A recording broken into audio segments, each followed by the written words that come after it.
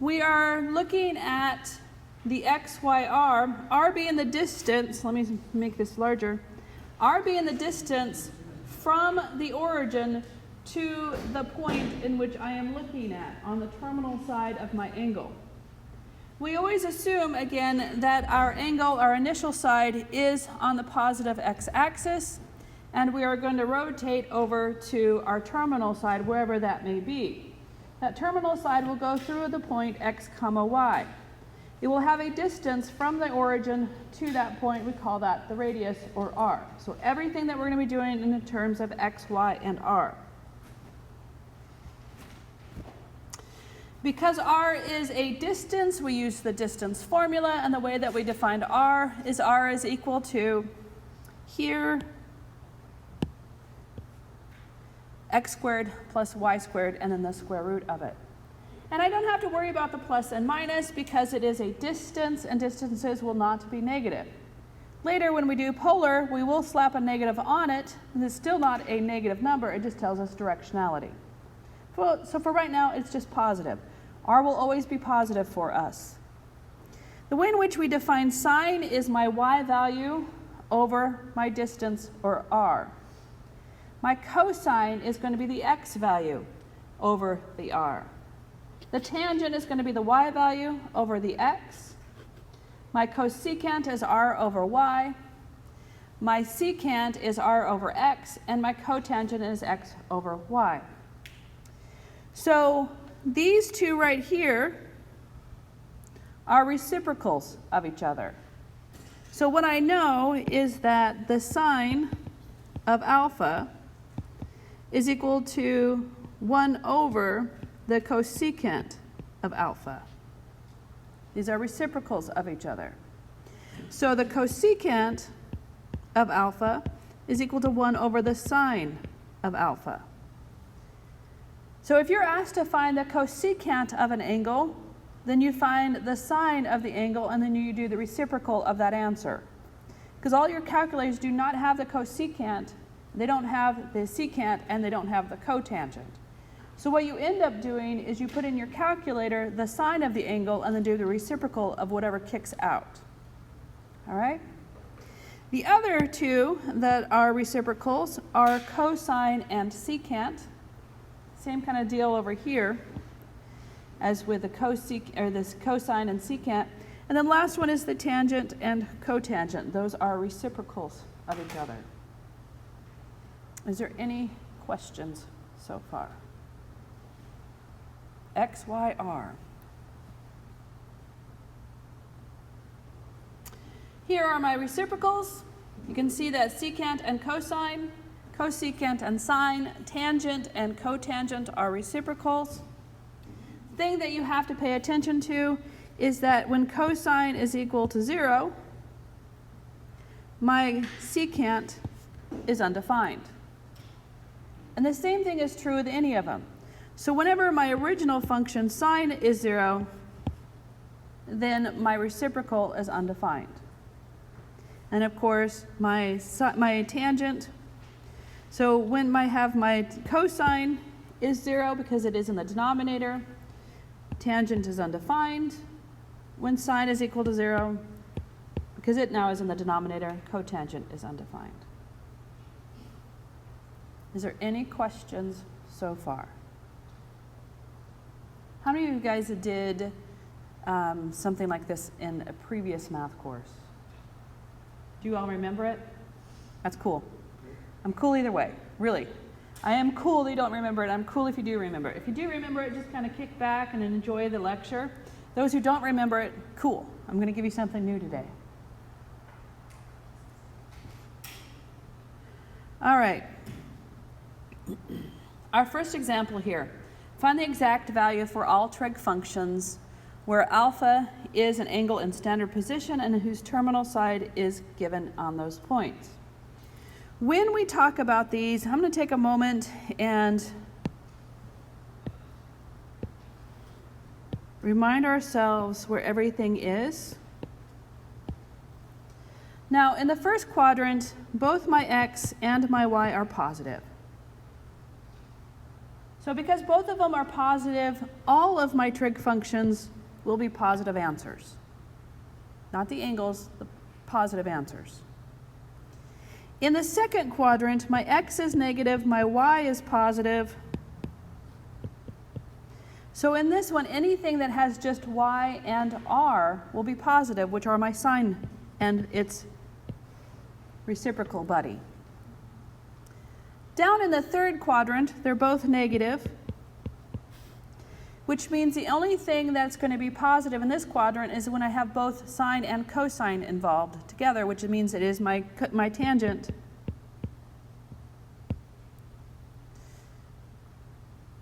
and its reciprocal. What does that A stand for?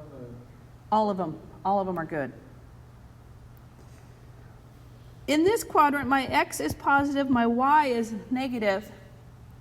In this quadrant, the only thing that's going to be positive is the values that have just x's and r's, which are my cosines. Yes? Sine and its reciprocal. Yep. So when I'm putting in these numbers, the sine, tangent, and cosine, it also is their reciprocals. So when I say sine, it's also the reciprocal, which is the cosecant. When I say tangent, it's also reciprocal, cotangent, and cosine and secant. So it's the reciprocals that go with them too. So all sine, so everything you wrote there goes with what will be positive? Mm-hmm. Yep. Now, if you all had a high school or previous one that may have said all students take chemistry.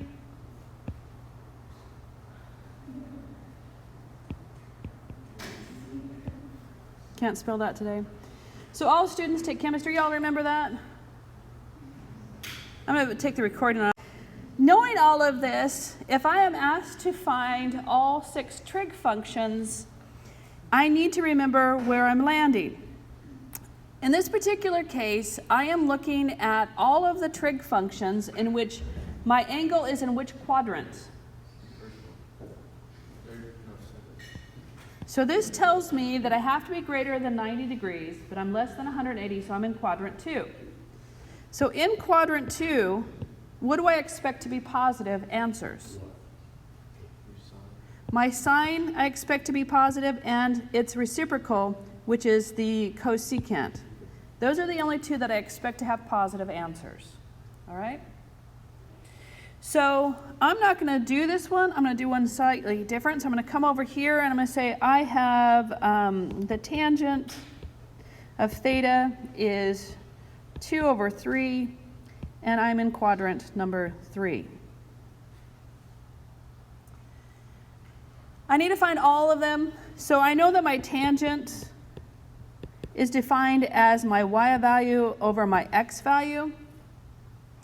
So that tells me that my y value is 2, and my x value is 3. What I need to find now is my r value. So the way I find r is equal to the square root of x squared plus y squared. So r is going to be equal to the square root of 2 squared plus 3 squared. So my r value is going to be equal to the square root of 4 plus 9, square root of 13. All right. How was that? All right. The next thing that we're going to do is we're going to go back to what I need, and I need all 6 of them. I have one already. I have my tangent. If I have tangent, I immediately go to its reciprocal, and I tell you what the reciprocal is without any work. So if I know my tangent, then my cotangent of my angle is the reciprocal, or 3/2. Done on that one. Then I'm going to find my sine and its reciprocal, my cosine and its reciprocal. The sine of my angle is equal to my y value over my r value. What was my y value? 2. So it is 2. What is my r value? Now remember, I'm in quadrant 3, so do I expect this answer to be positive or negative? Negative, because I'm in quadrant 3, so I'm going to put a negative on there, either in front or on one of the 2, the numerator or denominator. If I have sine, I automatically have the cosecant.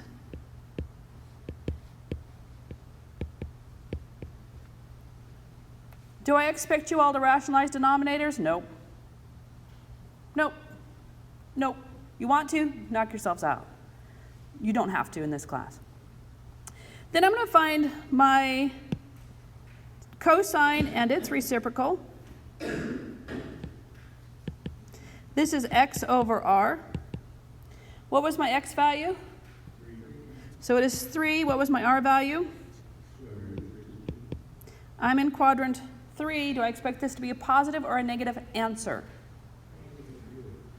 So I put a negative on there. Once I have cosine, I have the secant.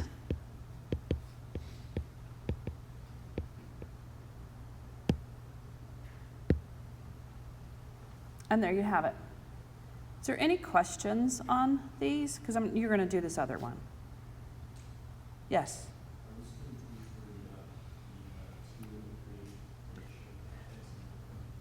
So the way I define tangent up here, I define tangent as my y value over my x value. So if I'm given my tangent being a fraction like this, 2 divided by 3, then I know my numerator part must be my y, and my denominator part must be my x. Say that one more time.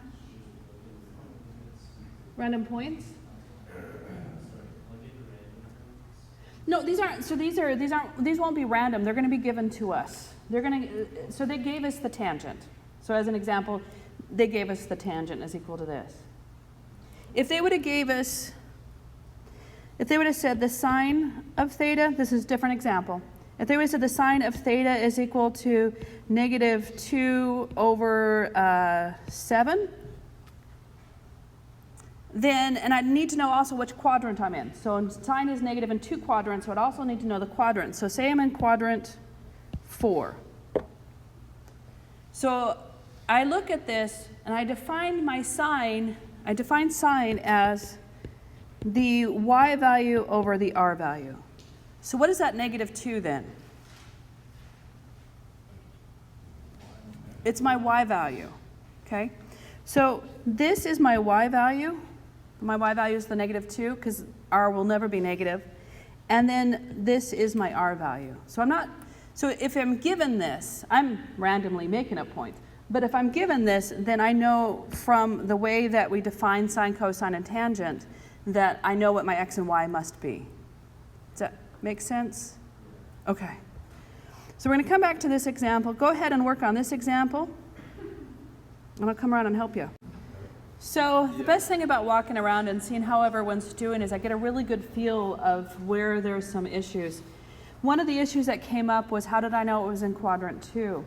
So when you are building your axes over here, I would recommend that on your axes you put your angles in there.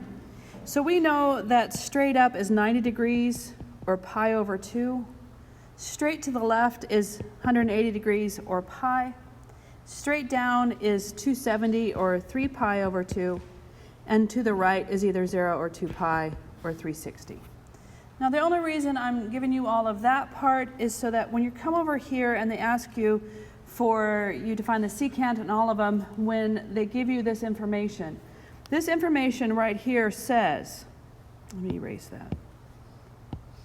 This information right here says my angle is bigger than 90 degrees, but my angle is also less than 180 degrees.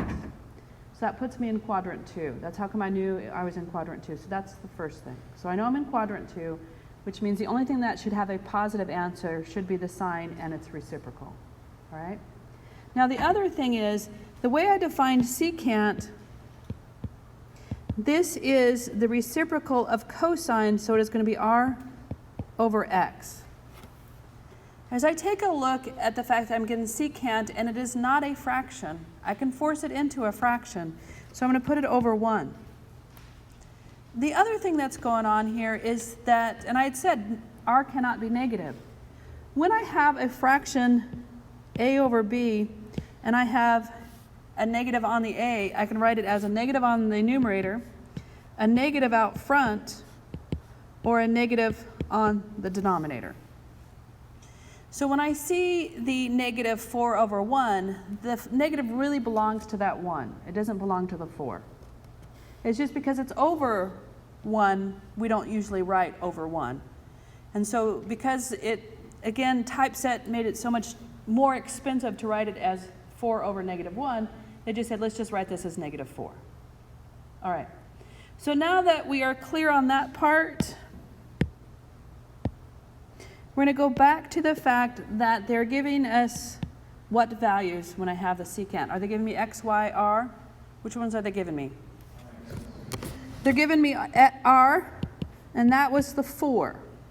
So that's the numerator. They're also giving me the x. That was negative 1. I am missing y, so I need to find my y. And the way I'm going to find my y is I'm going to use the fact that r is equal to the square root of x squared plus y squared. So I'm using this x squared plus y squared is equal to r squared. And that's how I find my missing piece. X squared plus y squared is equal to r squared. So I'm going to go back and say y must be equal to the square root of. I have 4 squared plus negative 1 squared. And what is 4 squared? 16. What is negative 1 squared? Positive 1. I add them together, I get the square root of 17. Once I have found x, y, and r, I have basically found all of my values that I need. Now, y can be positive or negative. R cannot, but y can be. We're in quadrant 2. So do I need to make this a negative value when I did the square root of 17? No, because I'm in quadrant 2. If I was in quadrant 3, I would have had to use the negative. So I used a negative in front of the square root. What about 4? If I'm in quadrant 4, same thing. All right? So again, if I have secant, I immediately go to its reciprocal. Yes? You switched the y and the r in this equation without changing any signs. Oh, thank you. Gotta watch me, I am sketchy. So r was 4, x was negative 1, and thank you for that. Y is equal to the square root, and I'm going to take the positive of r squared minus x squared. Thank you for that. So then I end up with the square root of 16 minus 1, which gives me the square root of 15. There we go. So now I'm going to go back to the fact I have secant. If I have secant, I automatically have the cosine. So it's going to be negative 1 over 4. Now I'm going to find all the rest of them. I know that my sine is my y value over my r value. My y value is the square root of 15. My r value is 4. We're in quadrant 2, so I expect that to be positive. Once I've found sine, I also have found the cosecant, which is just the reciprocal. Now I'm going to do the tangent, and my tangent is my y value over my x value. My y value was the square root of 15. My x value was negative 1. And I can leave it like that, or I can write it as the negative square root of 15. My cotangent is the reciprocal, so it's going to be negative 1 over the square root of 15. How was that? This is always on the test. It's like the very first question on the test. Yes? So when I look at these things, I'm saying cosine in my head is x axis and sine is the y axis.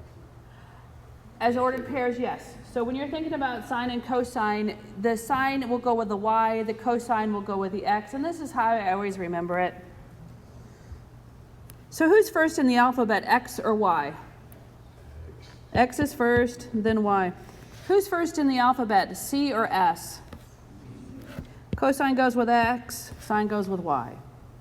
So who's ever first in the alphabet, that's how I pair them up. So sine and x, because they're both first, and then y and s, the sine, because they are second. That's how I do it. You all do it however you want.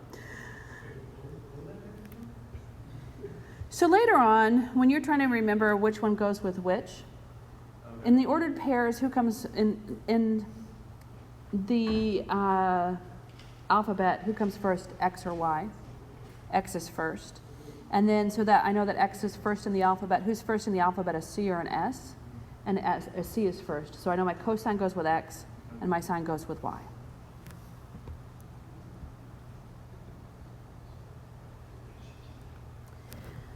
We're going to start to pick up the identities. Let's do. We're going to start picking up the identities. The first identity is the Pythagorean identity. This says that cosine squared of my angle plus sine squared of my angle will equal 1 all day long, every day, no matter what you do.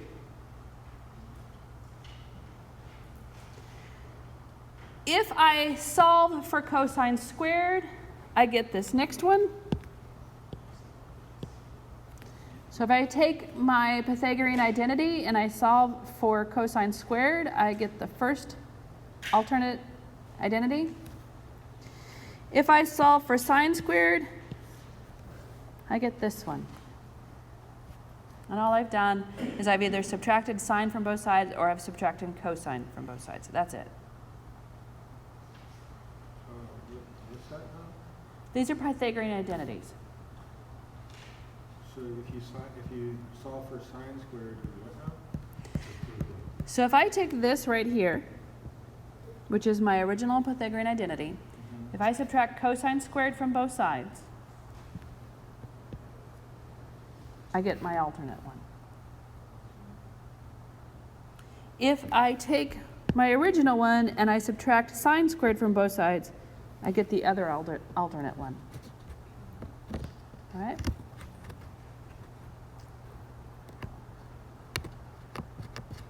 So what I want you all to do is go back up to the example we just completed. So if you're busy writing them down, don't. I want you to go back up to this example and I want you to square your sine. So I want you to take this and I want you to square it. I want you to take your cosine and square it. And then I want you to add those two numbers together. So what I'm asking you to do is I'm asking you to take the sine of the angle, that answer, and square it. And then I want you to take your cosine answer and square it and add them together and tell me what you all get. So what you all should have gotten is negative 1/4 squared plus square root of 15 over 4 squared. This gives you 1 over 16 plus 15 over 16, which gives you 1 all day long. It works all the time. Kind of cool. Or not. I think it's kind of cool. All right, back to these. So on number 2, I'd like you to prove that. You're like, what? Of course you can do this. I want you to take this Pythagorean identity and prove that's true. Prove that is true. Here's your first one. What? Easy. Go ahead and prove this one as well. Okay, so if I'm asked to show that that is true, what I know is this right there needs to be a 1. So I'm going to take and divide everything by cosine squared. So I'm going to take my Pythagorean theorem here, and I'm going to divide it all by 1. Or excuse me, by cosine squared. So I'm going to divide this by cosine squared. I'm going to divide this by cosine squared, and I'm going to divide this by cosine squared. When I divide the first term by cosine squared, I get 1. Then I get sine squared theta over cosine squared theta is equal to 1 over the cosine squared theta. What is sine over cosine? All day long.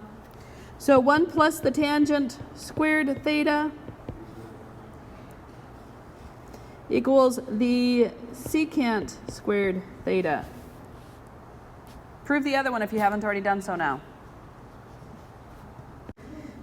The question question that was asked to me is, why is sine squared over cosine squared tangent? Let's come back up here and how we define tangent.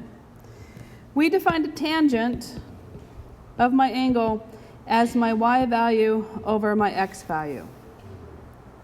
So let's just work with y over x. Do you all agree that if I multiply the numerator and the denominator by the same thing, I haven't changed anything? Do you all agree that if I divide the numerator and denominator by the same thing, I haven't changed anything? So how about if I divide the numerator by r and my denominator by r? If I do that, then what I get is y over r divided by x over r. What is y over r? Sine. What is x over r?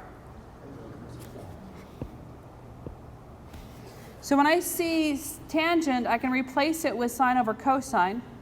Equivalently, if I see cotangent, I can replace it with cosine over sine. Does that answer your question? Cool. So when we come back down here, and I'm trying to get this other one, I can do one of two things. Matthew said, why don't you divide everything by tangent squared? You absolutely can. You can take the one that you have here and divide everything by tangent squared. That will work.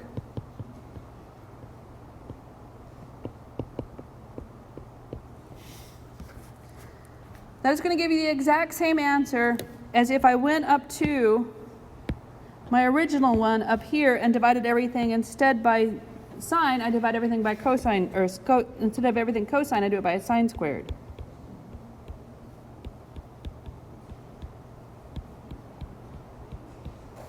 Either way, whether I did it this way, which I lost some of my numerators, or I did it this way, I'm still going to get this one down here. These are all equivalent, just it depends on what you need. These are all equivalent, so if you haven't wrote these down, please consider at least looking at them, because you do get the formula sheet. If you haven't already printed out that formula sheet, I would strongly advise you to do so now and start bringing it to class. You all know where that is, right? No. It's under announcements. It's under the announcements. You'll see it under the announcements, and it says formula sheet. Oh, so I have a quick question. Up there where you have the 1 plus tangent squared, why do you have to do all that stuff to find the 1? Can't you just add 1 to wherever you get to tangent squared? Or? So the question was, can't I just arbitrarily add 1? Well, if I add 1 to one side, I have to add 1 to the other side. And then I'm just got a mess. And remember, when we're doing proofs, proof by mathematical induction, we pretty much only had to work with one side. There was like a rare occasion you got to work with both. For the most part, you only get to work with one side. That's what's going to be happening in here. We only get to work with one side. So why does it say just 1 plus tangent squared then? If I take, so the question he says, why is it 1 plus tangent squared? And the answer is, if I take this original Pythagorean identity and divide everything by cosine squared, because I'm allowed to divide every term, both sides of the equal sign, by the same thing. And then if I divide this by cosine squared, if I divide this first term by cosine squared, I'm going to get 1.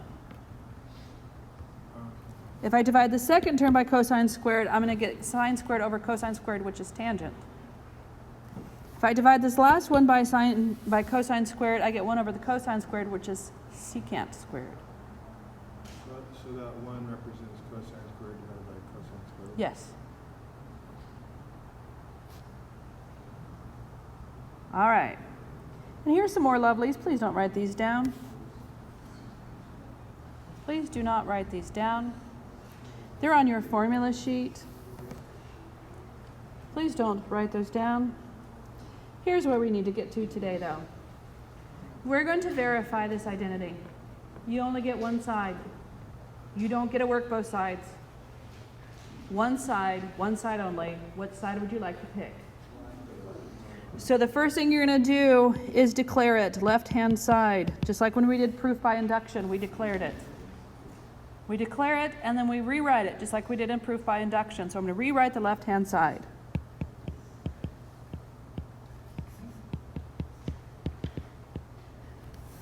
once I have declared it and wrote it exactly the way it is wrote, then the next thing I'm going to do is mess with it. My eye on the prize is I need to get secant minus tangent the quantity squared. So when I see sine and cosine in any of my identities, especially if I see 1 minus and 1 plus, I automatically think conjugates. I automatically think conjugates. So I'm going to take and either multiply the numerator by the conjugate of the denominator. I'm going to multiply the denominator by the conjugate of the numerator. What do you all want to do? So I'm going to multiply numerator and denominator by the conjugate of the denominator.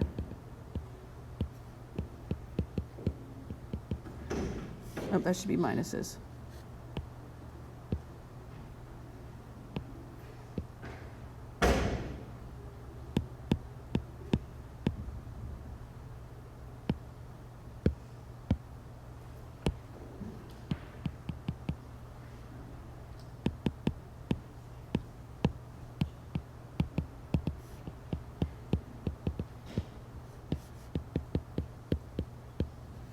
Okay, so I'm going to multiply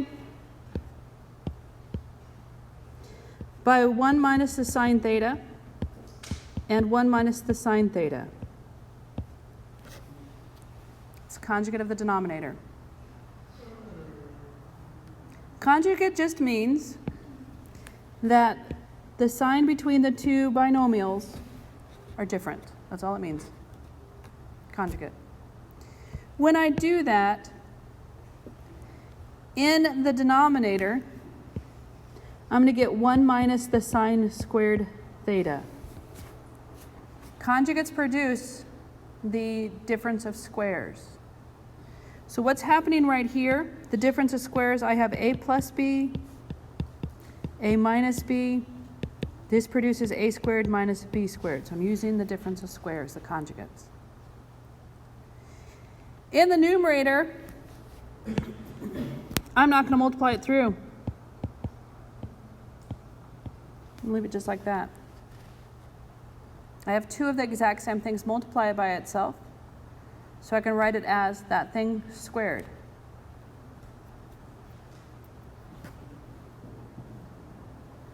Do you all have your identities done? All of them? Then you need to be paying attention. So in the denominator, we know that this denominator is equivalent to the Pythagorean identity, which is equal to 1, or cosine squared, cosine squared. We know that in the denominator, this thing equals cosine squared. That was one of my alternate forms of the Pythagorean identity. So in the numerator, again, I am not multiplying this through. I have 1 minus the sine theta squared. This becomes cosine squared theta.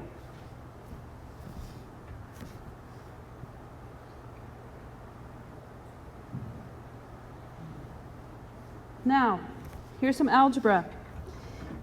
If I have a over b, the quantity squared, I can write this as a squared divided by b squared. Do you all agree to that? I have something squared and something squared, so I'm going to pull that together. I'm going to reverse this, and that's because they're both squared. So when I reverse this, I'm going to get 1 minus the sine theta over the cosine theta, and the entire quantity is squared. How is that? All right. The next thing I'm going to do is I'm going to put the cosine underneath each one of those numerator terms. I'm allowed to do in algebra, if I have a plus b divided by c, I can write this as a over c plus b over c.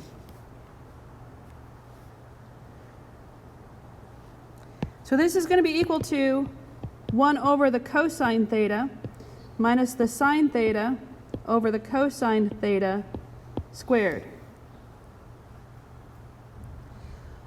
What is 1 over the cosine theta? Secant. So this becomes the secant theta minus, that's the other one's tangent theta, squared, which is equal to the right-hand side.